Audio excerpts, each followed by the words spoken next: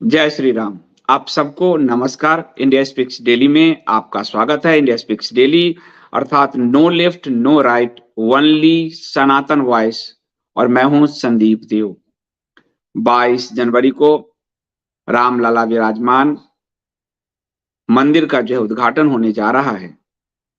और इसी संदर्भ में अयोध्या पर ये जो श्रृंखला चल रही है उसमें बीच बीच में हमारे विशेषज्ञ भी आएंगे, जो हमने क्या पाया है इसको समझाएंगे, हमने क्या खोया है इसे बताएंगे, और हमने कितनी बड़ी लड़ाई लड़ी है ये भी बताएंगे, और मंदिर मूर्ति विग्रह की क्या उपयोगिता है हमारे शास्त्र में ये भी बताएंगे। तो आज मैं आपको ऐसे ही इस प्रोमो के बाद ऐसे ही एक विद्वान से रूबरू कराऊंगा, और उन्होंने सिर्फ कहा नहीं है बल्कि संगीत और नाटक की दुनिया में सबसे बड़े अवार्ड जो हैं भारत के वो उनको प्राप्त हुए हैं। और उन्होंने उत्तर भारत में शास्त्रीय शैली से लोगों के सहयोग से कई लोगों के साथ मिलकर दिल्ली में के अशोक विहार में एक बहुत ही भव्य राम मंदिर का निर्माण कराया। मैं कहूंगा फोटोग्राफ दिखाने के लिए। और ये उत्तर भारत में शास्त्रीय शैली पर प्रथम मंदिर है इस दौर में। और ये 42 साल में जाकर पूरा हुआ। ये भगवान श्री राम का दरबार है वहां, और कृष्ण और राधा जी, भगवान श्री कृष्ण राधा जी की मूर्तियां हैं, हनुमान जी की हैं, और बिल्कुल शास्त्रीय शैली में इसका निर्माण किया गया है। तो मंदिर और मूर्तियों का हिंदू सनातन धर्म में क्या योगदान है, और राम मंदिर को क्लेम करके हिंदू ने कैसे एक बड़ी लड़ाई जीती है, उसे हम आज जानेंगे। और मंदिर और मूर्तियों के प्रति हमारी श्रद्धा जागृत होगी, जागृत होनी चाहिए, ये बड़ा आवश्यक है। तो आज आप इस लाइव शो में बने रहिए और वीडियो को लाइक कीजिए। आप लोग, ये ज्ञानवान चर्चा है पूरी। जो आप इतिहास तो देखेंगे ही, बीच बीच में आपको विद्वान आते रहेंगे ताकि आपको एक रास्ता ना हो, और वो आपको वैज्ञानिक तरीके से हमारे सनातन धर्म की पूरी व्याख्या करेंगे। तो इसको आप लाइक कीजिए, मैक्सिमम लोगों तक पहुंचे। चैनल को सब्सक्राइब करिए, बेल आइकन ऑल का दबाइए, ज्वाइन बटन से चैनल बचाए रखिए, कमेंट कीजिए, मैक्सिमम शेयर कीजिए, सब्सक्रिप्शन जरूर भरिए। और हमारे इस पूरे जो राम जन्मभूमि संघर्ष गाथा का ये अंक नंबर 7 है, इसको प्रायोजित किया है बैगराज जांगेड़ जी ने। और उन्होंने अपने माता पिता श्रीमती रुक्मिणी देवी और श्री केशव देव जी जांगीर की स्मृति में इसे प्रायोजित किया है। मैं उनका धन्यवाद देता हूं और उनके माता पिता को मैं नमन करता हूं, भावभीनी श्रद्धांजलि अर्पित करते हुए मैं जो है, मुझे लगता है भगवान श्री विष्णु उनको वैकुंठ में उन्होंने जगह दिया होगा। धर्म की इस यात्रा में जो है हम सब मिलकर आगे बढ़ रहे हैं। तो आज प्रोमो के बाद आपको मैं मिलाऊंगा एक ऐसी शख्सियत से जो मूर्ति कला, संगीत, नाटक, आर्ट, उस सब में भारत के जो गिने चुने 1 या 2 लोग हैं उसमें से हैं। और वो हमें बताएंगे कि अयोध्या में हमने क्या पाया है, क्या खोया है, और मूर्ति का हमारे जीवन में कितना महत्व है, और मूर्ति पूजकों के आगे दुनिया में कितना बड़ा संकट उत्पन्न होने जा रहा है यदि हम सचेत नहीं हुए। तो मिलते हैं इस प्रोमो के बाद और आगे रूबरू होते हैं हम भरत गुप्त जी से।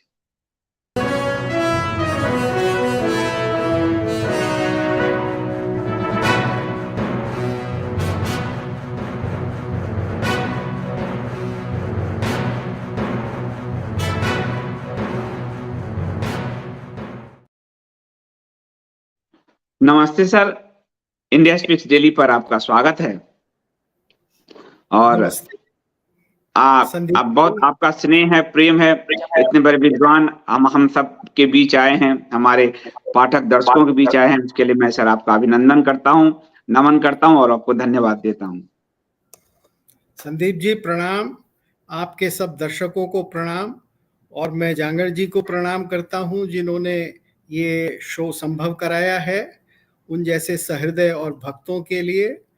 और आज एक अच्छी वैचारिक चर्चा होगी, इस आशा से मैं आपके सामने प्रस्तुत हूं। बहुत जी धन्यवाद सर। असल में सर मैं हम लोग राम मंदिर संघर्ष गाथा का एक पूरा श्रृंखला कर रहे हैं और उसी में इतिहास को भी समझ रहे हैं, संस्कृति को भी समझ रहे हैं, जिन लोगों का संघर्ष हुआ वो भी समझ रहे हैं और आज आपके कारण हम मूर्ति का जो सनातन धर्म में क्या रहस्य है वो भी समझेंगे। परंतु सबसे पहला प्रश्न सर ये कि राम जन्मभूमि पर भगवान राम विराजमान होने जा रहे हैं, ये एक हिंदू समाज के लिए कितनी बड़ी उपलब्धि है, हमने क्या पाया है, क्या खोया है?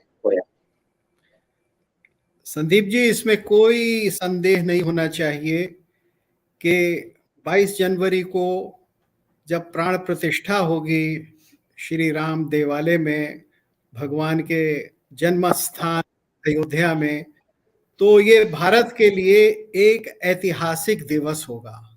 आधुनिक भारत के लिए मैं समझता हूं ये उतना ही बड़ा, उतना ही महत्वपूर्ण दिवस है जितना शायद जिसको हम ट्रांसफर ऑफ पावर डे या जिसको हम स्वतंत्रता दिवस कहते हैं, जो 15 अगस्त 1947 को हुआ। मेरी दृष्टि में ये दिवस उसी प्रकार से ऐतिहासिक है। इसका महत्व क्या है, इसका हमारी संस्कृति के लिए कैसे कैसे एक हमारी संस्कृति के विकास में किस तरह से प्रस्फुटन में ये सहायक होगा, इसको हम अभी बरसों बाद समझ पाएंगे। ये एक बहुत बड़ा, जिसको अंग्रेजी में कहते हैं, टर्निंग पॉइंट है। और क्योंकि ये पहला देवालय है जो स्पष्ट रूप में हम क्लेम कर रहे हैं, वो स्थान क्लेम कर रहे हैं उन लोगों से जिन लोगों ने इसको हमसे छीन लिया था। तो हिंदू संस्कृति में आधुनिक युग में ये पहली बार अपनी चीज, अपने देवता का स्थान, अपने देवता की भूमि, उनका देवालय, ये वापस लेने की घटना है। इसको हमें समझना चाहिए। इसके बारे में कोई इधर उधर की हल्की फुल्की बात नहीं करनी चाहिए। इसके बारे में इस तरह की बातें नहीं करनी चाहिए कि ऐसा लगे कि हम किसी वसुधैव कुटुंबकम के बुखार में बह गए हैं। प्राथमिक चीज ये है कि हमने अपना अधिकार जताकर अपना स्थान वापस लिया है। ये इसका सबसे बड़ा महत्व है। जी। और सर, ये जो 500 साल का संघर्ष था, आपने तो पूरा इतिहास पढ़ा है, 500 साल के संघर्ष में जिन हिंदुओं ने, सनातन धर्मियों ने, राजाओं ने, रानियों ने, आम जनता ने, वैरागी संतों का बड़ा योगदान रहा, नागा साधुओं ने, इन सब का जो योगदान, बलिदान हुआ है सर, उनके लिए आप क्या इस समय सोच रहे हैं? उनकी आत्मा को कैसे शांति मिलेगी? तो उनके योगदान पर सर आप कुछ बताइए। देखिए, उनके योगदान की गुणगान गाथा तो मैं नहीं कर सकता, क्योंकि मैं इतिहास का इतना बड़ा जानकार नहीं हूं। लेकिन जैसा मैंने कहा कि ये एक संघर्ष का काल है और इसमें केवल किसी एक प्रकार के, एक सामाजिक स्तर के व्यक्ति या व्यक्तियों के द्वारा कार्य नहीं हुआ है। इसमें भारत के हर सनातन आस्था के व्यक्ति के द्वारा कहीं ना कहीं कुछ योगदान हुआ है। राजाओं ने इस भूमि के लिए, दोबारा इसको लेने के लिए युद्ध किए, छोटे छोटे लोगों ने युद्ध किए, भक्तों ने युद्ध किए, सैकड़ों गुमनाम राम भक्तों ने अपने प्राण न्योछावर किए। अब ये तो हमने पिछले 25 वर्ष के इतिहास में अपनी आंखों से देखा है कि जब गोलियां चलवा दी गई थी तो सैकड़ों सैकड़ों कार सेवक मारे गए और उनका कोई आदर नहीं हुआ। और आज भी हम नहीं जानते कि कितने मारे गए, कैसे मारे गए।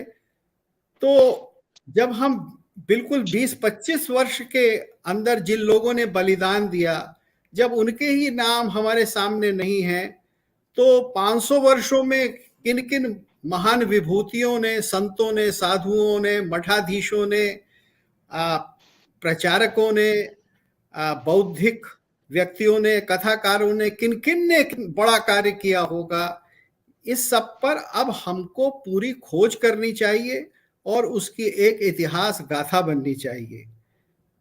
ठीक बात है सर। जी। एक चीज और सर, मैं क्योंकि आपने 42 साल मैं कहूंगा पुनः उस मंदिर को दिखाया, 42 साल आप सबने मिलकर एक इतना सुंदर शिल्प शास्त्र के अनुसार एक मंदिर बनाया। कुछ शंकराचार्य जी ये कह रहे हैं कि मंदिर को पूरा बन जाने दिया जाता अयोध्या में, क्योंकि अधूरे मंदिर को हमारे शास्त्र के अनुसार उसका नहीं प्राण प्रतिष्ठा करना चाहिए, हमारे ध्वज गोपुरम ये सब बन जाने चाहिए। तो इस पर सर शिल्प शास्त्र क्या कहता है, हमारा शास्त्र क्या कहता है इस बात को लेकर?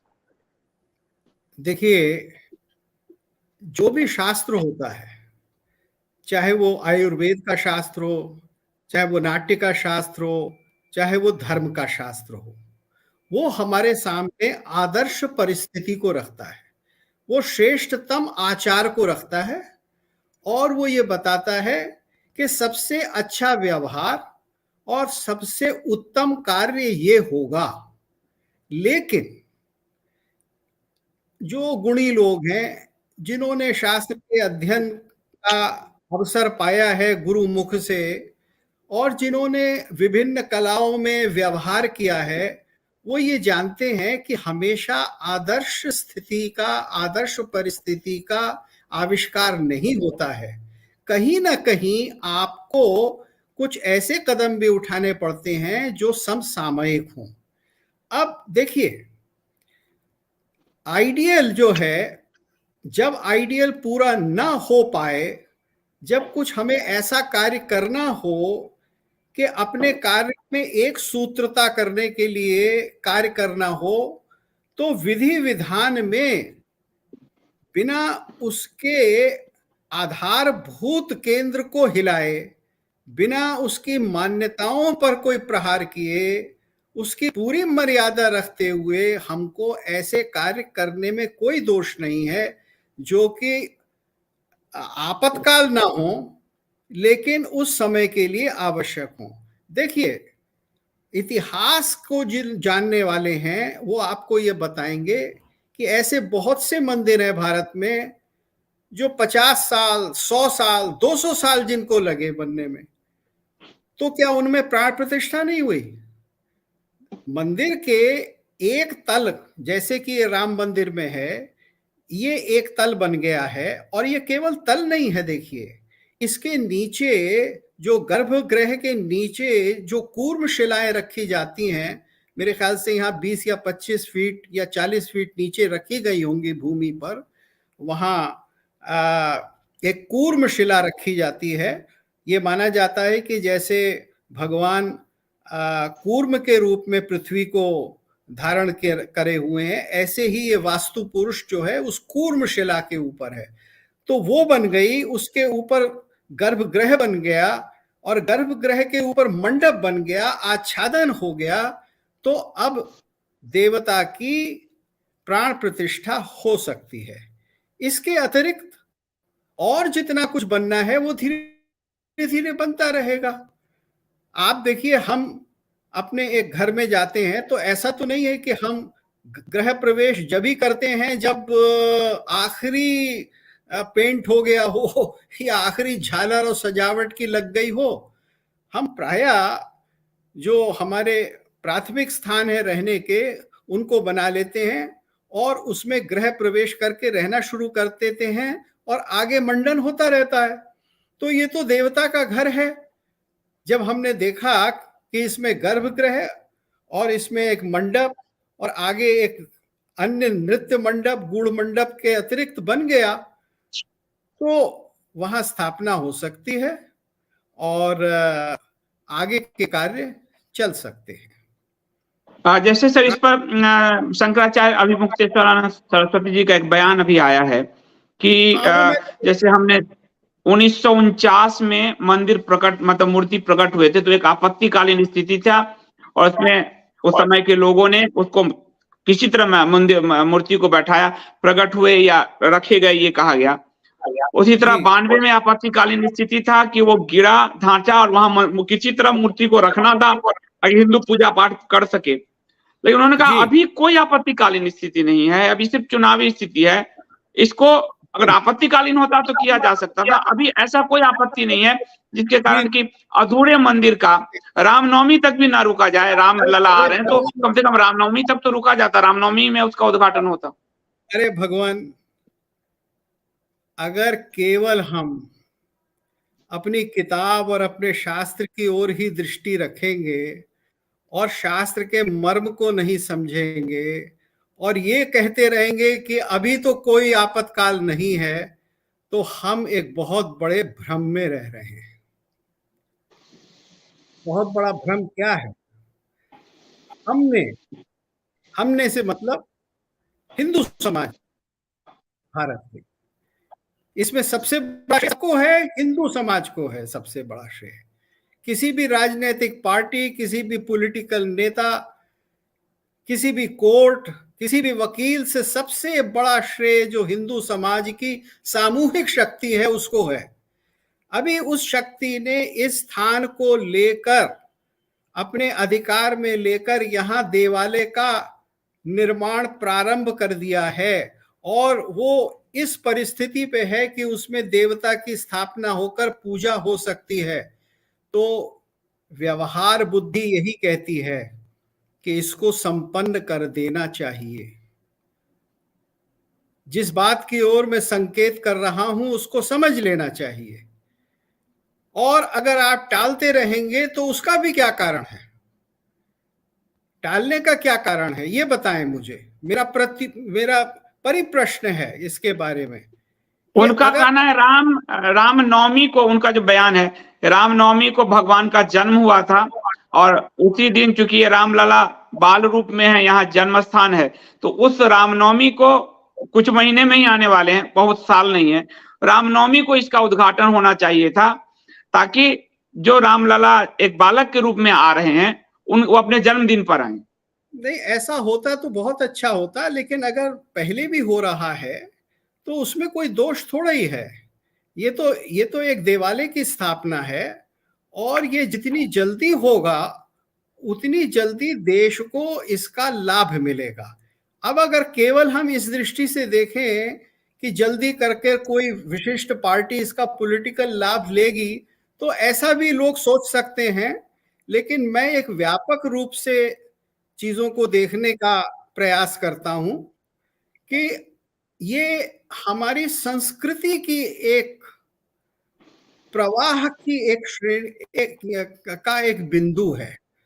ये जो पूरा का पूरा क्रम है, ये हमारे उस संघर्ष का क्रम है जिसमें हमने मूर्ति भंजकों को ये बताया कि हमारा मूर्ति पूजकों का भी इस विश्व में एक बहुत महत्वपूर्ण स्थान है, जो केवल राजनीतिक नहीं है, जो सांस्कृतिक है, जो दार्शनिक है, जो विश्व के भविष्य के लिए भी बहुत मायने रखता है। आप उस सबको देखें तो मेरा तो सिद्धांत वही है, कल करे सो आज कर, आज करे सो अब, क्षण में प्रलय होएगी, बहुर करेगा कब। अब इसके जितने भी मेरे कहने के अंदर जो भी संकेत हैं, मैं समझता हूं वो सब समझ लेने चाहिए। इस कार्य को जल्दी संपन्न किया जाए और भगवान की पूजा से जो लाभ सारे देश के भक्तों को होना है, वो सब लाभ हम लें और वो सांस्कृतिक लाभ लें जो इस देश को मिलेगा।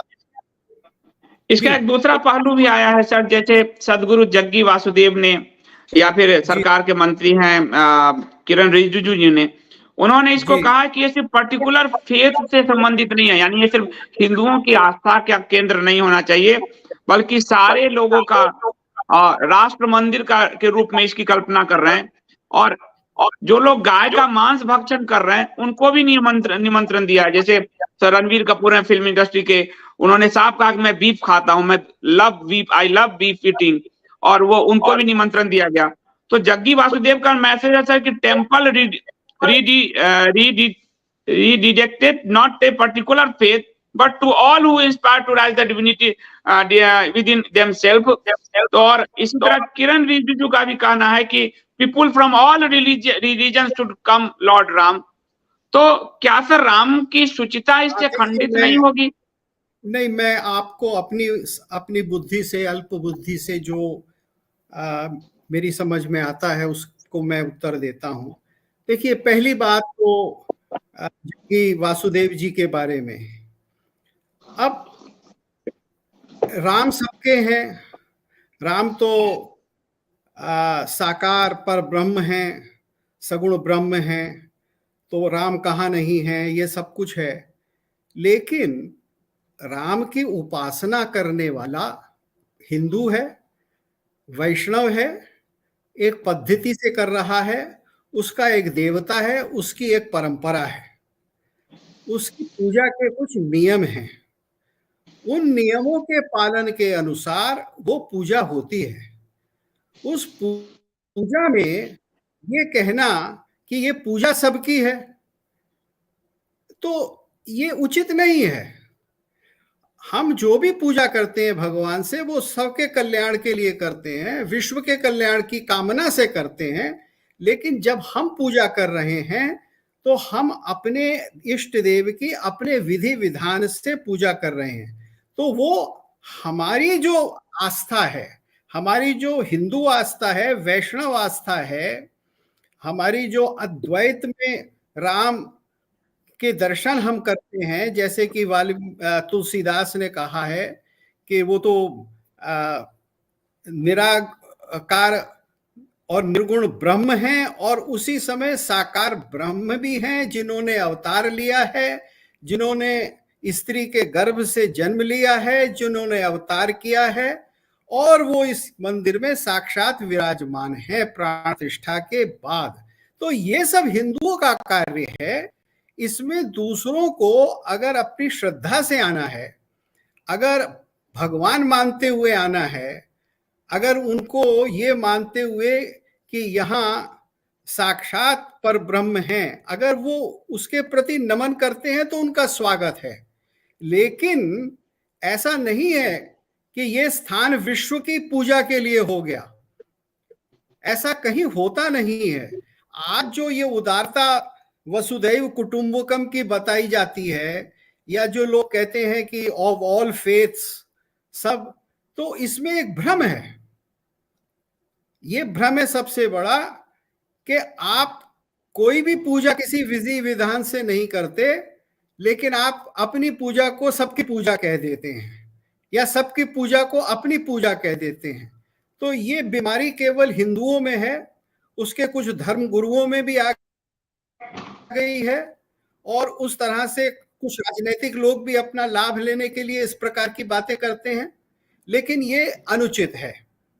मैं एक हिंदू हूं, मैं अपने भगवान की उपासना करूंगा, अपने हिसाब से करूंगा, अपने मंदिर में करूंगा।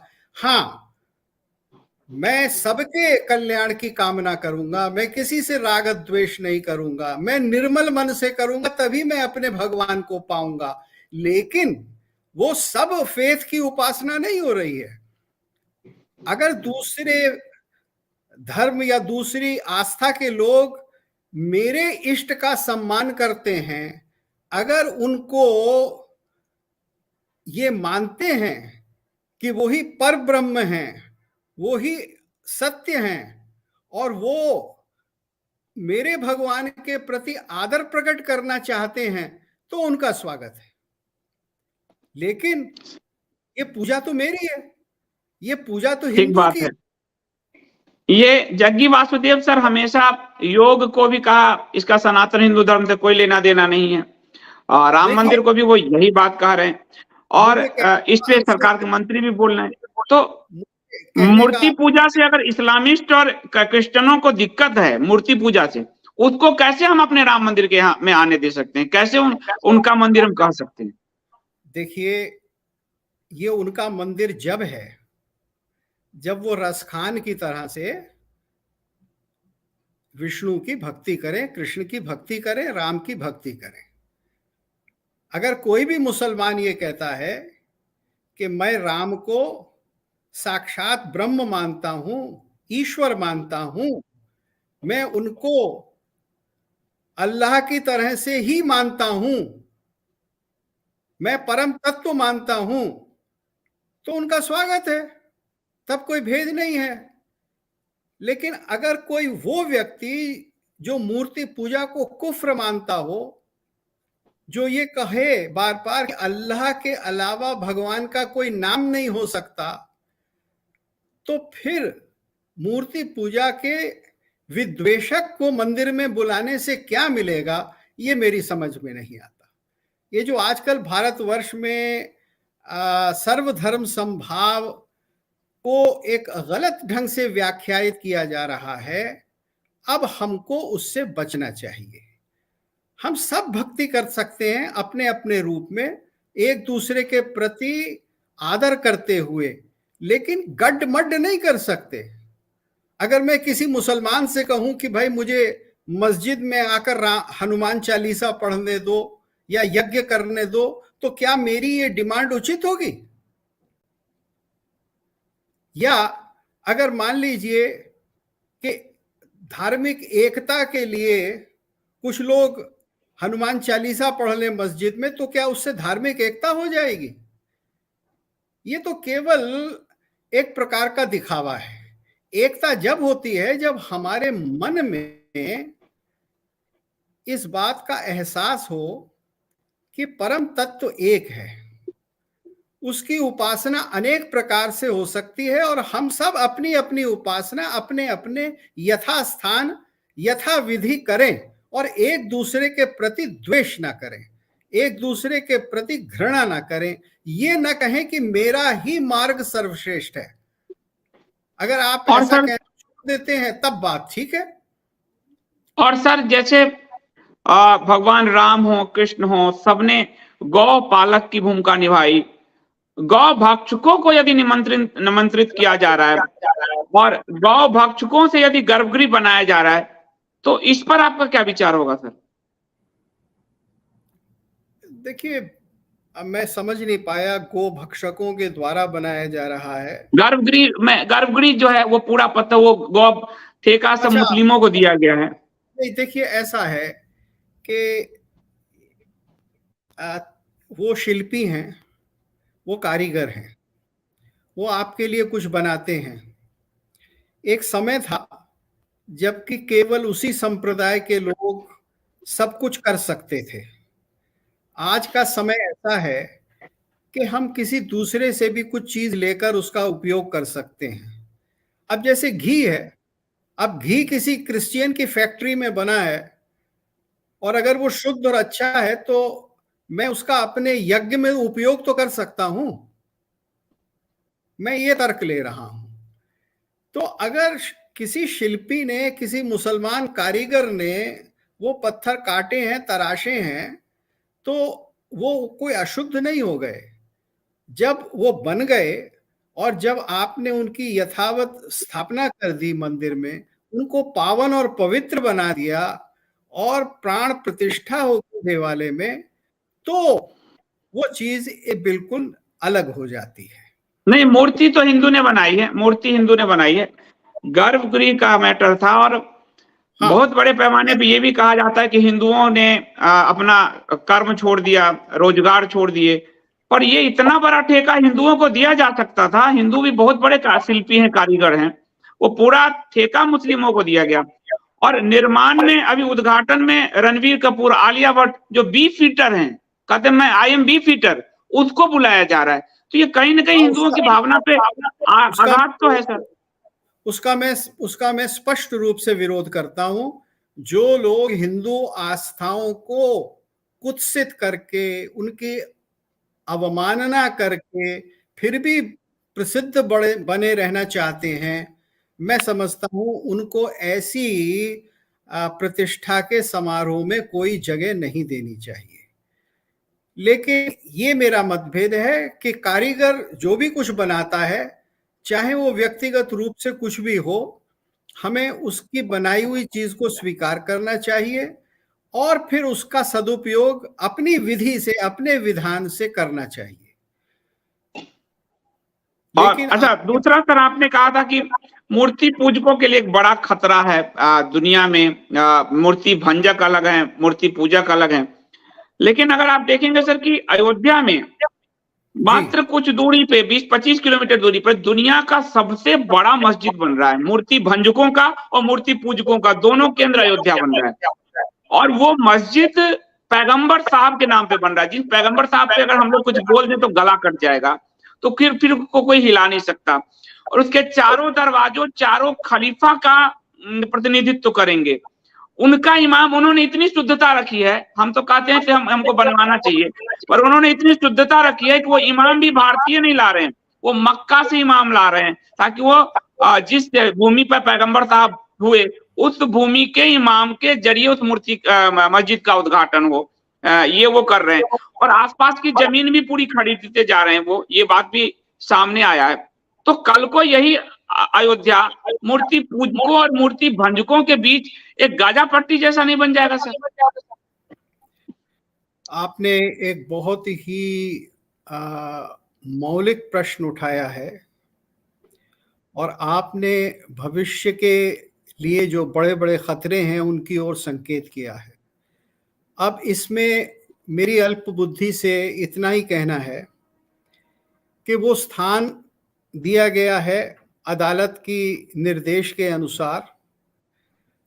अब उस स्थान पर वो लोग किस विधि विधान से अपनी मस्जिद बनाते हैं, इसके बारे में हमें कुछ टिप्पणी करने का हक तो है। इतना हक तो है कि अगर वो ये कहते हैं कि मक्का से या मदीना से या अरब से या कुछ ऐसी जगह से ही व्यक्ति आकर उसका कॉन्सिक्रेशन करेगा या उसकी उसमें होगा, तो मैं समझता हूं कि ये शायद उसी प्रकार के विचार हैं कि इस्लाम को केवल एक अरब धर्म समझा जा रहा है।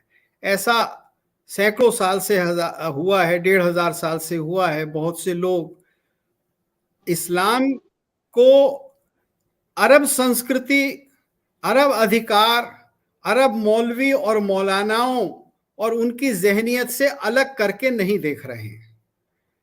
तो भारत के अंदर ऐसा नहीं होना चाहिए। भारत के अंदर जो इस्लाम है वो भविष्य की ओर देखने वाला इस्लाम हो। वो इस्लाम इस भारत भूमि की समग्र संस्कृति और इतिहास के बीच में अपनी एक जगह रखकर पल्लवित हो, तो वो अधिक श्रेयस्कर होगा। अब रही बात कि वो मस्जिद कितनी दूर होगी मंदिर से, उसके बीच में कितनी जमीन होगी, तो इसके बारे में तो हमें विचार करना है, और जो संभावित खतरे हैं उनका उपाय करना है। उनके उपाय हो सकते हैं, ऐसी कुछ रॉकेट साइंस नहीं है इसमें। भूमि का सदुपयोग दूसरे करें उससे पहले हम उसका सदुपयोग कर सकते हैं, और कैसे कर सकते हैं और सारी अयोध्या में कैसे कर सकते हैं, इस विषय पर मैं कुछ बोलना चाहूंगा थोड़ी देर बाद, आपके कुछ अलग प्रश्नों के बाद। क्योंकि सांस्कृतिक विकास, धार्मिक विकास अयोध्या का कैसे हो, ये भी एक बहुत हाँ, ये गंभीर। मैं इसी प्रश्न पे आ रहा हूँ सर, क्योंकि भाजपा संघ ने जो अयोध्या का कहा, और मंदिर आपने खुद ही कहा था कि मंदिर सिर्फ मंदिर नहीं, उसके आसपास पूरी हिंदू संस्कृति सभ्यता का विकास होता है। उसी सभ्यता संस्कृति में एक मस्जिद आ गया जो दुनिया का सबसे बड़ा मस्जिद है और जो पैगंबर साहब के नाम पे है। लेकिन हम उस स्पेस में कैसे पूरे हिंदू संस्कृति, सनातन सभ्यता को पुष्पित पल्लवित कर सकते हैं? अभी तक कोई रोड मैप हमें नहीं दिख रहा। जो राम मंदिर ट्रस्ट है उसका कोई रोड मैप हमें नहीं दिखा। लेकिन मंदिर हिंदू धर्म के लिए क्या है और वहां किस तरह की कम्युनिटी बिल्डिंग हो सकती है, मैं चाहूंगा कि आप इस पे कहें। और किस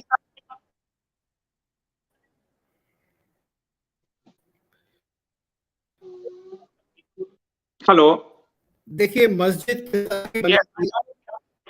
जी प्रकार का आयोजन करेंगे और उसके लिए क्या सांस्कृतिक परिप्रेक्ष्य देंगे, ये तो एक अलग बात है। लेकिन अयोध्या का विकास, अयोध्या नगरी का विकास किस प्रकार हो, ये श्री राम लला के इस दिव्य प्रसाद के चारों ओर, उस पर विचार हमें गंभीरता से करना है। उस पर विचार सरकार को करना है, जिस भी पार्टी की सरकार हो, क्योंकि सरकारें जनता के लिए होती हैं और इस देश में 80% जनता हिंदू है। तो उस हिंदू हित के अंदर विचार करना भारत की प्रत्येक सरकार का कर्तव्य है, पहली बात। दूसरी बात ये कि मंदिर वास्तव में क्या हुआ करता था।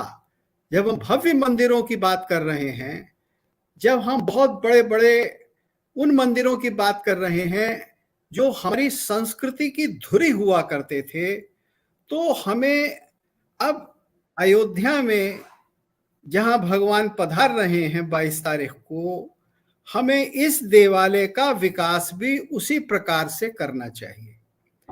तो मंदिर जो था वो उपासना का केंद्र होता था, लेकिन वो उपासना षोडशापचार उपचार से की जाती थी। 16 प्रकार के उपचार होते थे भगवान के। भगवान का केवल वस्त्रों से श्रृंगार या केवल भजन से या मंत्रोच्चार से ही नहीं होता था। उसमें तरह तरह के उपचार 16 हुआ करते थे, जिसमें काव्य था, जिसमें संगीत था, जिसमें नृत्य था, और इसके अतिरिक्त मंदिर केंद्र होता था विभिन्न विद्याओं का। जो भी भारत की विद्याएं रही हैं, जो भी वैदिक परंपरा में, भारतीय संस्कृति में हमारी विद्याएं रही हैं, हर प्रकार की आध्यात्मिक और लौकिक, उन सबको आगे बढ़ाने वाला मंदिर हुआ करता था। तो अब सीधा सा प्रश्न उठता है कि अयोध्या नगरी में अब क्या क्या होगा। तो अगर आप वाल्मीकि के समय की अयोध्या देखें कि उसमें तरह तरह के आश्रम थे, तरह तरह के गुरुकुल थे, तरह तरह की विद्याएं पढ़ाई जाती थी, तो वही हमें करना चाहिए। अब हमें सोचना चाहिए कि अयोध्या में हम कितनी वेद पाठशालाएं बना रहे हैं। आज हमारे वेदों के संरक्षण की परंपरा बहुत संकट में है। बहुत सारी शाखाएं हैं जो विलुप्त हो रही हैं। तो राणीय शाखाएं, शाखा और इतनी और अन्य शाखाएं हैं, उनके लिए वेद पाठशालाएं अयोध्या में बननी चाहिए। कम से कम 8 या 10 बड़ी वेद पाठशालाएं बने, जहां की वेद का संरक्षण, वेद का अध्ययन हो, पहली चीज। इसके अतिरिक्त देखिए, संस्कृति के लिए भारत के हर प्रदेश से आने वाले राम भक्त को ये एहसास होना चाहिए कि मैं जिस प्रदेश से आ रहा हूं, उस प्रदेश की संस्कृति और राम भक्ति की झलक भी मुझको अयोध्या में मिल रही है।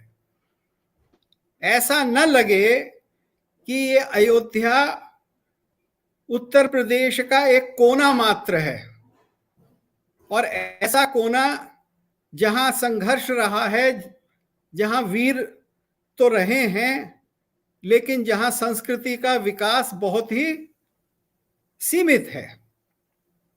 तो अगर कोई उड़ीसा से आता है तो उसको ये सुनाई देना चाहिए कि यहां राम के लिए प्रशंसा में कौन से भजन गाए जा रहे हैं, मेरे कवियों की कविताएं कुछ सुनाई दे रही हैं या नहीं। दक्षिण के एक बहुत बड़े कवि हुए त्यागराज, जिन्होंने 3000 से अधिक गीत लिखे हैं, कॉम्पोजिशंस जिनको कहते हैं, कृतियां राम के ऊपर। तो कोई तमिलनाडु से आए, कोई आंध्र से आए, तो उसको ये तमिल और तेलुगु की रचनाएं तो सुनाई दें। राम की उपासना हिंदी के अतिरिक्त अन्य भाषाओं में तो होती हुई सुनाई दे। अगर रामलीला देखने को नहीं मिलती अयोध्या में, सारे वर्ष रामलीला देखने को नहीं मिलती, तो फिर हमें अयोध्या आकर शायद दिव्य लीला देखने का अवसर प्राप्त नहीं हुआ, ये एक प्रकार का क्षोभ रहेगा। और रामलीला केवल उत्तर भारत की रामलीला क्यों, सारे भारत की अलग अलग रामलीलाएं होनी चाहिए अयोध्या में निरंतर। और भारत की ही क्यों, भारत से दूर कंबोडिया, इंडोनेशिया, वियतनाम, इन सब स्थानों में जो रामलीलाएं हुई हैं पिछले सैकड़ों वर्षों में, वो भी तो हमको देखने को मिलनी चाहिए। तभी तो अयोध्या अयोध्या नगरी होगी। अयोध्या के अंदर राम की उपासना अगर संगीत और कला और काव्य के द्वारा नहीं हो रही है, तो फिर राम कैसे प्रसन्न होंगे? क्योंकि राम तो सर्वगुण संपन्न थे, तो उनकी उपासना हमें अपनी सारी शक्ति के साथ, सारी कलाओं के साथ करना चाहिए। इसकी योजनाओं के बारे में तो अभी तक मैंने कुछ सुना नहीं। अभी तक इसका कुछ भी नहीं दिख रहा सर। एक इसका हो आपसे सर, जाना चाहिए। मूर्ति पे जमीन आपने हमेशा कहा सर मूर्ति पूजकों का सम्मान, लेकिन मूर्ति के विरोध में हिंदू समाज में भी बहुत सारे लोग हैं। और इवन की सर स्कंद पुराण में वर्णित सीता रसोई तोड़ी गई है। यहाँ पर करीब 30-33 मंदिर तोड़ दिए गए हैं अभी राम मंदिर के निर्माण में, काशी में तोड़े गए। तो मंदिर हिंदू सनातन समाज के लिए क्या महत्व रखता है? भारत में भी कई तरह के समाज हैं, कई तरह के लोग हैं। संघ भी कहता है भागवत जी की मूर्ति छोड़ दीजिए, मंदिर छोड़ दीजिए। और इस सरकार में जितने मंदिर टूटे हैं, खुद अशोक सिंघल जी ने गजनी कह दिया था मोदी जी को गुजरात में। और अभी भी सीता रसोई जो हमें फैसले में मिला कि सीता जी का रसोई था वहां जन्म स्थान के ठीक बगल में, वो सीता रसोई तोड़ दी गई है। तो पौराणिक मंदिरों का कैसे संरक्षण हो जो ना टूटे? और मंदिर और मूर्ति क्या सर सिर्फ पर्यटन के लिए है या उसकी कोई आध्यात्मिक महत्व भी है उसका? देखिए, वो तो मैंने अभी आपके सामने ये बात रखी कि भगवान की उपासना केवल मंत्रोच्चार से और पुष्प गंध इत्यादि निर्माल्य से नहीं होती, प्रसाद से, वो समग्र कलाओं के साथ। ये तो मैंने स्पष्ट आपके सामने रखा। लेकिन प्रश्न ये उठता है कि ये कौन करता है और क्यों करता है? ये मूर्ति पूजा की तो करते हैं, ये मूर्ति पूजकों की तो संस्कृति है। और मूर्ति क्या है? मूर्ति ये है कि भगवान जो लकड़ी या पत्थर या मिट्टी के रूप में मूर्त हुए हैं हमारे सामने, ये भी साक्षात साकार ब्रह्म हैं, ये भी भगवान हैं। क्यों? क्योंकि ब्रह्म जो है वो निर्गुण ही नहीं होता, वो सगुण भी होता है। और ब्रह्म प्रकृति की जो उद्भासना होती है ब्रह्म से, वो ब्रह्म का ही एक स्वरूप है। तो जिस तरह से राम है, उसी तरह से ये जगत की उत्पत्ति का कारण सीता है। और अगर सीता है तो वो राम से भिन्न नहीं है। ये जो संसार है, ये संसार ब्रह्म से दूर नहीं है। ये जो जगत है, ये भगवान से अलग नहीं है। इब्राहिमी संस्कृतियों में वास्तव में ऐसा माना जाता है कि जो फादर है, यानी पिता है, पिता परमेश्वर है, उसने जगत बनाया, उसने क्रिएशन बनाई, और वो क्रिएशन अलग है, वो क्रिएशन पिता नहीं है। या अल्लाह जो है उसने ये कायनात बनाई, ये कायनात जो है वो अल्लाह से अलग है। लेकिन भारत में ऐसा विचार नहीं है। भारत में तो जो प्रकृति है, जो जगत है, उसी के द्वारा ब्रह्म प्रकट होता है। शिवः शक्त्या युक्तो यदि भवति शक्तः प्रभवितुम न चेदेवं देवो न खलु कुशलः स्पंदितुम अपि। भगवान की कोई भी क्रिया, भगवान की कोई भी शक्ति, भगवान का कोई भी रूप हम नहीं जान सकते जब तक कि उनके साथ शक्ति प्रकृति रूपा ना हो। तो ये जगत ही भगवान मूर्त जब स्वरूप लेते हैं, अवतार लेते हैं, तो वो हमारे बीच आते हैं। तो हम लोग अवतार को मानने वाले हैं, और अवतार का कारण बड़ा स्पष्ट है। देखिए, तुलसीदास ने बताया ना कि जब जब होए धर्म के हानि, बाढ़े अधम मूढ़ अज्ञानी, तब तब प्रभु धर विविध शरीरा, हरहि कृपानिधि सज्जन पीरा। तो भगवान जन्म लेते हैं, भगवान अवतार लेते हैं, इस पृथ्वी पर आते हैं, और वो एक आचरण और लीला करते हैं जिससे हमारी आस्था धर्म में हो। तो ये जितने भी संप्रदाय हैं, वैदिक संप्रदाय हैं, वो सब इनको मानते हैं। भारत में बौद्ध भी इसको मानते हैं, भारत में जैन भी इसको मानते हैं, क्योंकि जब एक व्यक्ति अरहत हो जाता है तो इस प्रकृति का ही तो है, वो कोई बाहर का थोड़ा ही है। तो वही केवल ज्ञान को प्राप्त होता है जैन संप्रदाय में, वही बुद्ध होता है, और वही पुनर्जन्म लेता है, कई जन्मों की साधना के बाद वही बुद्ध होता है। तो हमारे यहाँ तो मूर्ति भगवान से अलग नहीं है, भक्त भी अलग नहीं है। तो मूर्ति और मूर्ति के श्रृंगार और मूर्ति की उपासना में ही संस्कृति है, उसी में संस्कार है। जितनी हिंदू संस्कृति है वो सगुण उपासना में है, वो निर्गुण उपासना में नहीं है। निर्गुण उपासना तो व्यक्ति करता है, और वो व्यक्ति जो निर्गुण उपासना करता है वो उसकी अंतर्मुखी उपासना होती है। यम नियम आसन प्राणायाम प्रत्याहार के बाद जो अंदर जाकर धारणा ध्यान और समाधि व्यक्ति को प्राप्त होती है वो निर्गुण उपासना है, वो सामाजिक उपासना नहीं होती, उससे समाज नहीं बनता। तो उससे सर, लेकिन मंदिर क्या मूर्तियां हम तोड़ सकते हैं, मंदिर विग्रह उखाड़ सकते हैं? कौन? मतलब और सरकार ने जो किया है काशी अयोध्या में, और बिना शास्त्रोक्त, वो भी मलेच्छों तो उखड़वाए हैं, ये उचित होगा सर?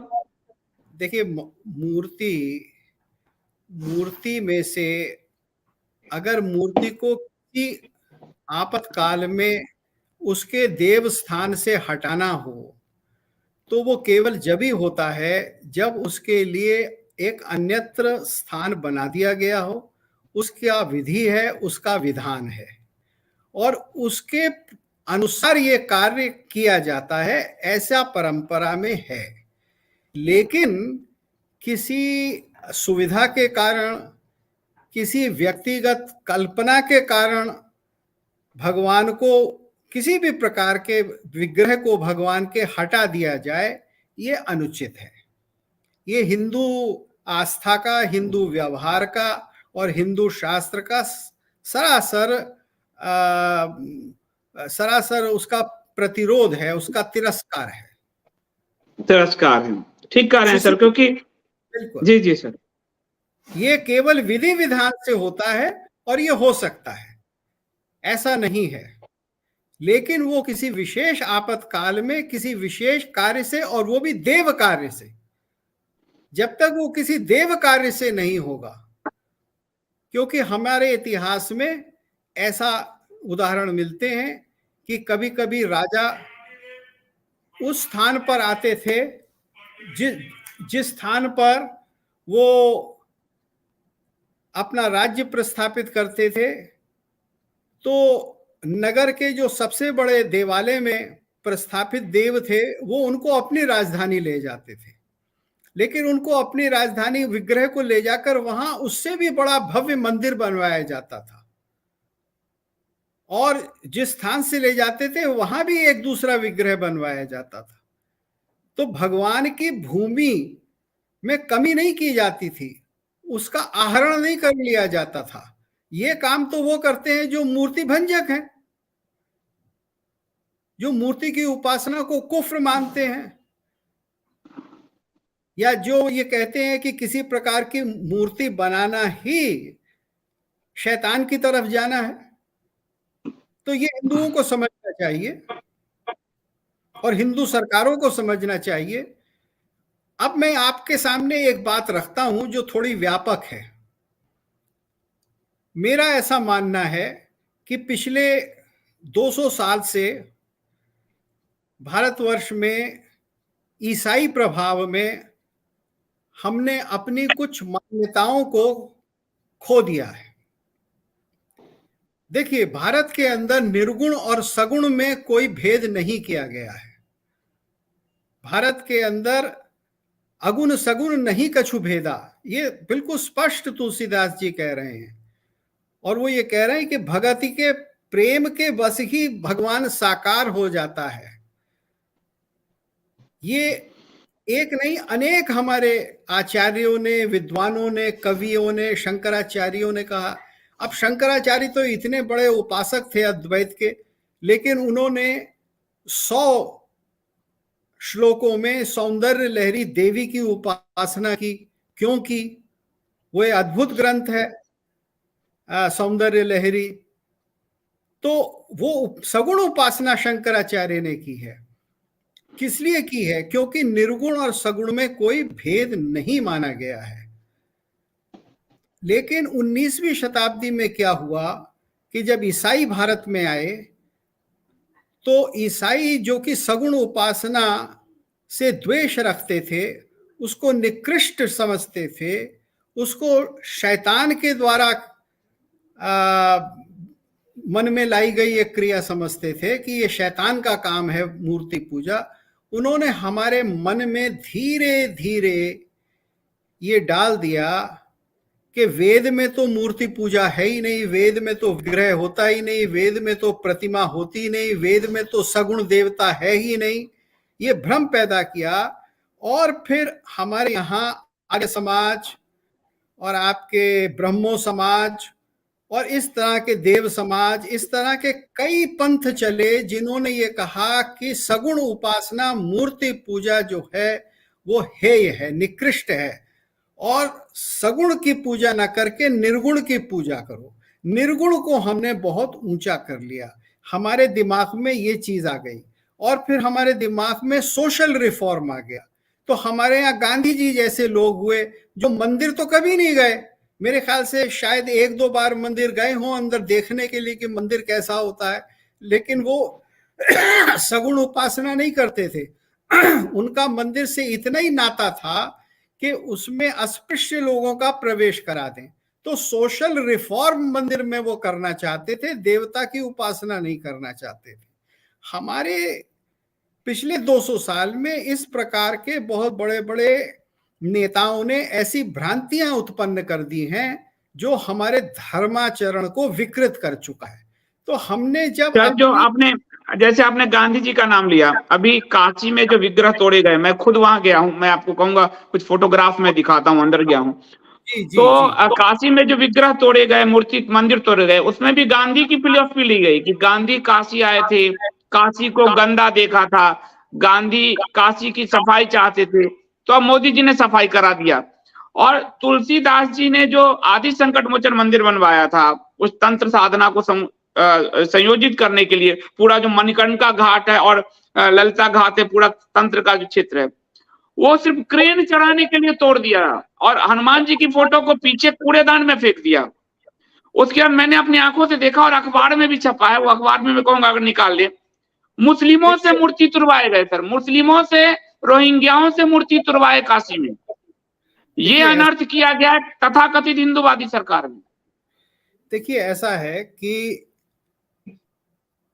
धर्म में, शास्त्र में आचरण के सब प्रकार के मार्ग और हर प्रकार की व्यवस्था दी गई है। अगर आपको किसी विशिष्ट कार्य को करना है तो उसके करने की एक विधि है। अगर आप वो विधि नहीं करेंगे, अगर आप सम्मान नहीं करेंगे देवताओं का, तो फिर वो तो बहुत बड़ा अनिष्ट है। ऐसा नहीं करना चाहिए। अब मैं आपको जो बता रहा था, मैं उस आपका जो प्रश्न है वो मेरे ये जो जिस विषय को मैंने लिया है ये उसी में आता है। मैं आपके सामने ये रख रहा था कि मूर्ति पूजा, भगवान की पूजा, देवालय के अंदर पूजा, इस सब के प्रति जो आज 200 साल से हिंदू मानस को अशिक्षा है।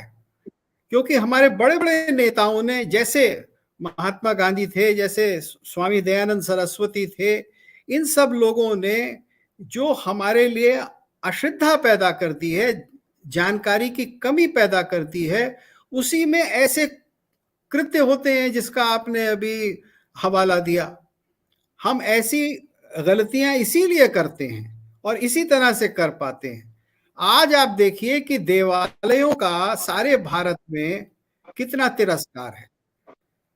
आज की और आज से पहले की लगभग 150 साल अंग्रेजों के समय से एक प्रकार से हिंदू जो हैं वो सरकारों को टैक्स दे रहे हैं।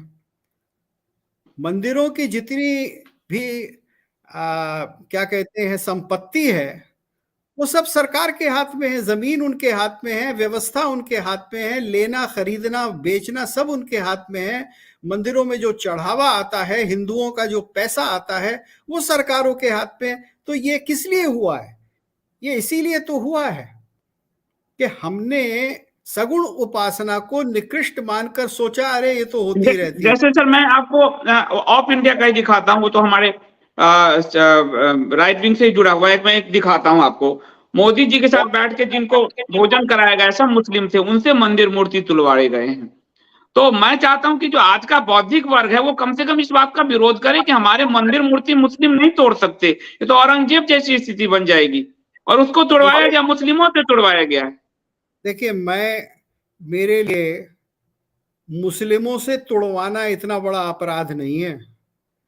मेरे लिए सबसे बड़ा अपराध तो ये है कि मंदिरों में जो हिंदू धन समर्पित करता है एक धार्मिक क्रिया के लिए, जिससे कि वेद वेदांग का अध्ययन हो, हिंदू विद्याओं का अध्ययन हो, कल्याण हो, कलाओं का विकास हो, वो सारा पैसा सरकारें लूट के ले जाती हैं।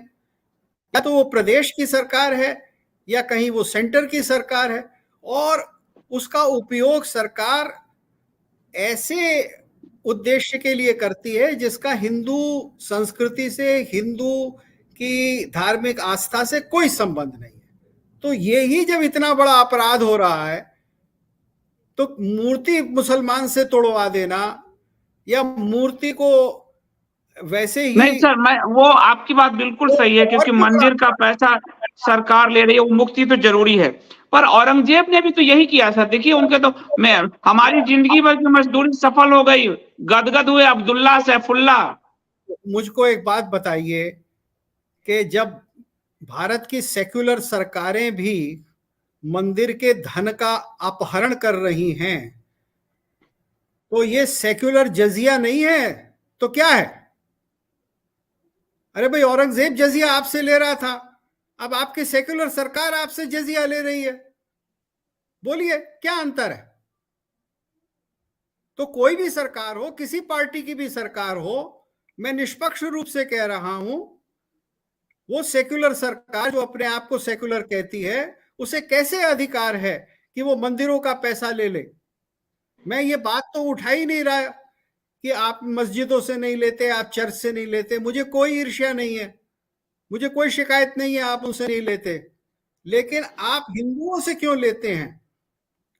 तो जब आप हिंदुओं के ऊपर जजिया लगाएंगे सेक्युलर बनकर, चाहे आप कोई भी पार्टी हो, चाहे आप राइट विंग हो, चाहे आप लेफ्ट विंग हो, तो फिर तरह तरह का धर्म में प्रकोप होगा, तरह तरह के विघ्न होंगे, और जो हम पाप कर रहे हैं उस पाप का भागी हम सबको बनना पड़ेगा। हम सब बन जाते हैं। ये एक बहुत बड़ा संकट है। मूर्ति पूजकों के सामने जो सबसे बड़ा संकट है भारत में, वो स्वयं उनका संकट उनकी सरकारों के द्वारा पैदा किया गया है।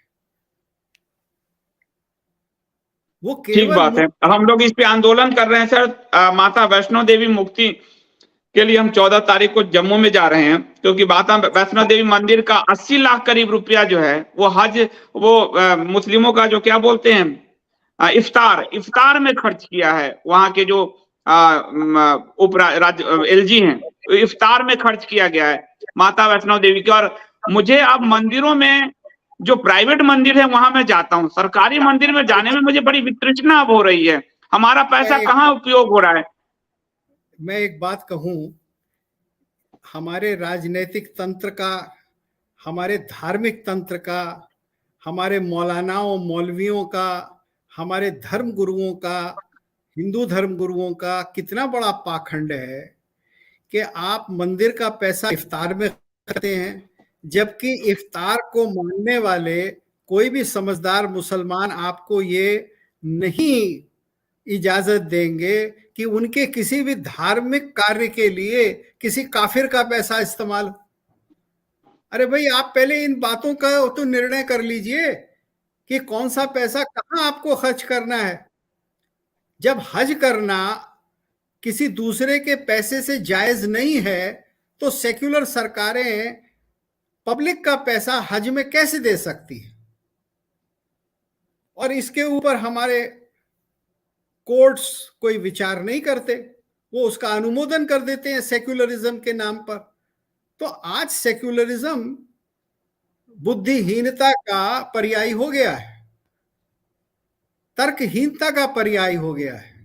आज सेक्युलरिज्म का केवल यही अर्थ है कि उसके अंदर किसी किस्म का रैशनल आर्ग्यूमेंट नहीं बचा है, केवल आपाधापी बची है और केवल वोटों के लिए एक दौड़ बची है। अब इस संकट से जब तक हम अपने आप को नहीं उबारेंगे, तब तक इस देश में कोई संस्कृति नहीं बचेगी। ठीक बात है सर। तो 1 घंटे का हो गया है सर विमर्श आज, और श्वेता जी कह रहे हैं 22 जनवरी का मुहूर्त बहुत गड़बड़, उस दिन शास्त्रों के अनुसार मृत्यु योग बन रहा है और दग्ध संज्ञक योग भी है, दोनों में ही मुहूर्त कार्य करना वर्जित है। खैर ज्योतिष है बहुत बड़ी, कोई बात नहीं, हम लोग अगले सेशन में लेंगे। तो सर आपका बहुत धन्यवाद, क्योंकि सबसे बड़ी बात यह है कि मूर्ति हमारे लिए कितना महत्वपूर्ण है, मंदिर हमारे लिए कितना महत्वपूर्ण है, ये आपने प्रकाश डाला। और सरकारों को ये समझना चाहिए कि हमारे मंदिर पर आप अपना कब्जा छोड़ दीजिए, जो कह रहे हैं सर, और साथ ही मंदिर मूर्तियों के विनाश से बचिए, ये अनुचित है। और राम मंदिर को सारे हिंदुओं का वो आंदोलन है, उसमें किसी को अलग छांट कर। कल मुझे एक स्वयं सेवक का फोन आया सर, मैं जाते जाते बताऊं, उनके पिताजी बहुत बड़े वकील रहे और उन्होंने मंदिर का केस लड़ा और उनकी वो गुजर गए, और उनकी माँ, मतलब जो गुजर गए उनकी पत्नी, और जिनका फोन आया उनकी माँ, वो रो रही थी कि हम लोगों को, जो टॉप 3-4 लोग थे जिन्होंने मंदिर की ये लड़ाई लड़ी, हमें पूछा तक नहीं जा रहा, हमें निमंत्रण तक नहीं दिया जा रहा है, तो भगवान राम कैसे प्रसन्न होंगे। तो ये इस स्थिति को समझना चाहिए, जिन लोगों का आंदोलन में योगदान है उनको बुलाना चाहिए। लेकिन फिल्म स्टारों थे तो उनके लिए, उनका तो मुझे नहीं लगता फिल्म स्टारों को कोई योगदान है जिनको बुलाया जा रहा है। तो ये सरकार को समझना चाहिए। कल कार सेवकों पे पूछा गया, जो कार सेवक मर गए, बोले वो तो स्वांतः सुखा है, अपनी प्रेरणा से मर गए, उनके लिए समाज सोचे, ये शब्द कहा गया, उनके लिए समाज सोचे। हम क्या सोचे, जबकि ट्रस्ट के पास 5-6 हजार रुपए है, 5-6 हजार करोड़ रुपए, उनके लिए स्मारक बना देते तो वो एक युद्ध का स्मारक लोगों को दिखता कि अयोध्या के लिए कितने लोगों का बलिदान हुआ है। लेकिन कहा ये तो समाज सोचे, हम नहीं जानते इस बारे में। तो स्थिति ये बड़ा भयावह है। लेकिन मूर्तियों का रक्षण हमें करना होगा, अपना जीवन देकर करना होगा, यही कह रहे हैं। आप जाते जाते सर कुछ आखिरी संदेश देना चाहेंगे, फिर मैं दूसरे शो के लिए चला जाऊंगा। मेरा अंतिम कथन इतना है मात्र कि इसके ऊपर तो बहुत सी चर्चा, या जिसको कहते हैं कुछ अंग्रेजी में जिसे हार्ट बर्न कहते हैं, हो सकता है कि एक विशिष्ट कार्यक्रम में हमको बुलाया जाना चाहिए था, हमको नहीं बुलाया गया, या अमुक को बुलाना चाहिए था, उन्हें नहीं बुलाया चाहिए। अब इसके कारण हैं, लोगों के शिकायत करने के वाजिब कारण हैं, लेकिन मैं फिर भी ये कहूंगा कि ये बड़ी बात नहीं। बड़ी बात हिंदू समाज के आगे दूसरी है कि जब आपके मंदिरों का प्रस्थापन आपके सरकारों के हाथ में है, आपके हाथ में नहीं है, तो आपके मंदिरों का विकास, आपके मंदिरों का एक वैभव वास्तव में कैसे होगा, पहली बात। दूसरे, जब आप उनका पूरा अधिकार अपने हाथों में ले भी लेंगे, तो यदि आपके अंदर ये बुद्धि नहीं हुई कि मंदिरों का विकास जब होता है जब उसमें विद्याएं होती हैं, जब उसमें साहित्य और संगीत होता है, दर्शन होता है, शिल्प होता है, कलाएं होती हैं, नृत्य होता है, जब तक मंदिरों को इस सब के साथ जोड़ा नहीं जाएगा, संस्कृति और शिक्षा के साथ नहीं जोड़ा जाएगा, तब तक जिस कारण से हम भगवान को मूर्त कर कर अपने बीच में रखते हैं और उनकी लीला में गायन करके सुखी होते हैं, तब तक ऐसा पूरा हमारा उद्देश्य नहीं होगा। देखिए, समझिए, सगुण उपासक मोक्ष न लहई। जो सगुण के उपासक हैं वो मोक्ष की इच्छा नहीं करते, वो बार बार चाहते हैं कि मैं जन्म लूं, मैं अपने इष्ट का दर्शन करूं, उसकी लीला का गान करूं, क्योंकि जहां मैं गान करूंगा, भगवान ने स्वयं कहा है, मद भक्ता यत्र गायंती तत्र वसामि नारद। तो आप मंदिर बनाएंगे, उसमें गान नहीं करेंगे तो विद्या नहीं होगी, मंदिरों में संस्कृति और संस्कार नहीं होगा, तो हमारे मंदिर और हमारी सगुण उपासना की विधिवत पूर्ति नहीं होगी। धन्यवाद। धन्यवाद सर। तो ये थे आज हमारे साथ भरत गुप्त जी, और उन्होंने मंदिर और मूर्तियों की आवश्यकता क्यों है सनातन समाज को, उस पर अपनी बात उन्होंने रखी। शंकराचार्य जी आदि पर जो आरोप लग रहा है, और मंदिर आंदोलन में सबसे बड़े संत के रूप में शंकराचार्य ही जेल गए हैं, कोई नहीं गया संघ वंग का, कोई नहीं गया। लिब्राहन आयोग के सामने ये जितने भी वाजपेयी और ये अडवाणी सब ने यही कहा लिब्राहन आयोग के आगे कि कलंक था, काला दिन था, मस्जिद टूट गया, सबने कलंक कहा। संघ भाजपा ने 1992 को कलंक कहा, किसी ने नहीं स्वीकारा। और हमारे मंदिर आंदोलन में शंकराचार्य जेल गए, ये भारत के हिंदुओं को नहीं पता है। शंकराचार्य को जेल में भेजने में कांग्रेस, भाजपा, मुलायम तीनों की भूमिका थी कि आदमी ज्यादा ही मंदिर कर रहा है, और आज उस शंकराचार्य को परिदृश्य से ही हटा दिया गया और नकली शंकराचार्य खड़ा किए गए हैं। जो मैंने आपको आज एक पोस्ट दिया है, उस पोस्ट को यदि आप पढ़ेंगे तो आप देखेंगे कि आमंत्रण भी ज्योतिष पीठ के उस नकली शंकराचार्य को दिया गया, जिसके लिए कोर्ट ने कहा कि ये फर्जी हैं, इन्होंने फर्जी रूप से इसका इस्तेमाल किया, बिल का फर्जी रूप से इस्तेमाल किया, ये शंकराचार्य के नाम का उपयोग नहीं कर सकते। और एक जो नौकरी में बैठा वेतनभोगी है, उसको संघ ने शंकराचार्य बनाकर वासुदेवानंद सरस्वती नाम से खड़ा किया। आज राम जन्मभूमि ट्रस्ट में वासुदेवानंद सरस्वती हैं। मैं बीच बीच में विशेषज्ञ लाता हूं, लेकिन ये बहुत लंबी, मैंने आपको सिर्फ अभी आरंभिक संघर्ष बताया है। जब बीच से संघर्ष शुरू करूंगा मैं 1858 से, तो आप देखेंगे जिस समय संघ का जन्म नहीं हुआ उस समय लोग मर रहे थे वहां, और 1934 में तो संघ मुश्किल से 9 साल का था, तब पहली बार ये तीनों गुंबद तोड़ दिए गए थे, हिंदुओं ने तोड़े थे। और 1949 में जब मंदिर में मूर्ति रखे गए तो संघ कहीं नहीं था।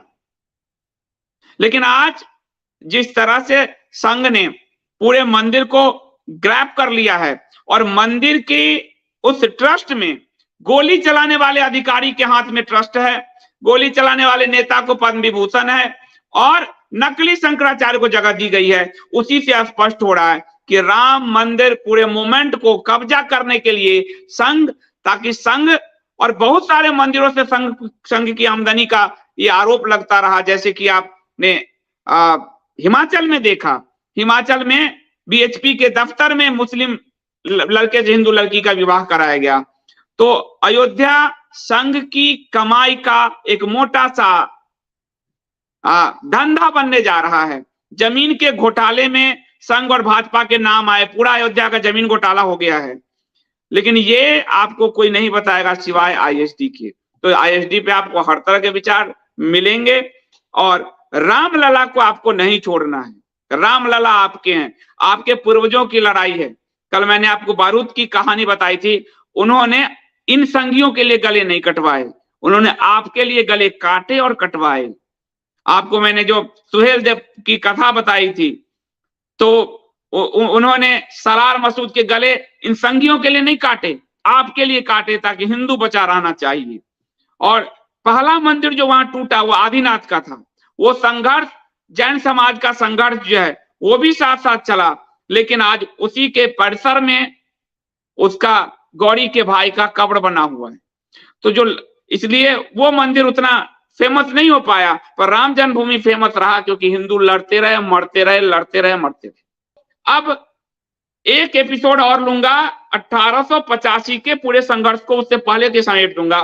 85 के बाद का जो संघर्ष है आपको 1980 तक, 1885 से 1980 तक आपको संघ कहीं नहीं दिखेगा। 1960-64 में बीएचपी आया, 84 में बीएचपी इस आंदोलन में आया है। तो 1885 से 1985 तक आपको संघ कहीं नहीं दिखेगा। आपको वो संघर्ष गाथा में बताऊंगा ताकि आप याद रखें, क्योंकि आज इन्होंने कारसेव को भी कह दिया कि तुम्हारी चिंता समाज करेगा, हम तो अपनी चिंता करेंगे। और उनके अगर वो बना दिए होते स्मारक कारसेव को के जिन जिन लड़ाई लड़ी, वो कितना बड़ा, लेकिन राष्ट्रवाद के नाम पर ये बाकी चीजें कर सकते हैं, लेकिन धर्म के लिए उनकी याद जो है हिंदू प्रेरणा लेता, उनकी मूर्तियां नहीं बन सकती। ये स्थिति है। कुछ अगर सुपर चैट है तो मैं ले लेता हूँ। वैक्सी बहुत धन्यवाद आप सबका, थैंक यू सो मच। और मानसी शुक्ला जी धन्यवाद, और मनीष जैन जी धन्यवाद, और हिंदू कम्युनलिस्ट धन्यवाद। कोनराड जी पर भाजपा समर्थक हमला कर रहे हैं, उन्हें बुलाइए एक दिन, हो सके तो वो राम मंदिर के इतिहास से पूर्णतः परिचित भी है। बुलाऊंगा कोनराड को भी मैं, आप समझा करो चीजों को। और भाजपा समर्थक हर किसी पर हमला किए हैं, संघ समर्थकों ने, क्योंकि इसीलिए संघ के साथ कोई भी हिंदू बुद्धिजीवी आज तक नहीं जुड़ा हुआ है, क्योंकि वो डंप लोग हैं दिमाग से, और वो डंप लोगों को चाहते हैं। जो भी बुद्धिजीवी है, चाहे वो सीताराम गोयल जी थे, चाहे वो रामस्वरूप जी थे, प्रभाष जोशी जी पे इन्होंने इतना हमला किया, कोनराड पे हमला करते हैं, हर किसी पे हमला करते हैं। ये कम्युनिस्टों और इस्लामिस्टों से भी गए बीते लोग, ये उसी के साथ गठबंधन करने वाले लोग हैं। आज हम पे भी बहुत, हमारी पत्नी पे हमला किया है, गाली गलौज किया है, आप सबने देखा, फेसबुक पे देखिए, ट्विटर पे देखिए। तो ये उसी मेंटेलिटी के लोग हैं। इतिहास आपको मैं पहले बता देता हूं, क्योंकि इतिहास बीच में क्या कोई गोलमेल कर देगा, वही गड़बड़ हो जाएगा। मैं आपको पूरा इतिहास बता देता हूं, फिर उसके बाद बीच बीच में विद्वान हमारे आते रहेंगे। थैंक यू सो मच सारा कुमारी जी। सारा कुमारी जी कह रहे हैं चंपत राय का अहंकार जमीन, मैं तो उनका बड़ा सम्मान करता हूं, लेकिन उनका अहंकार आसमान छू रहा है, क्योंकि वो ट्रस्ट के महासचिव हैं।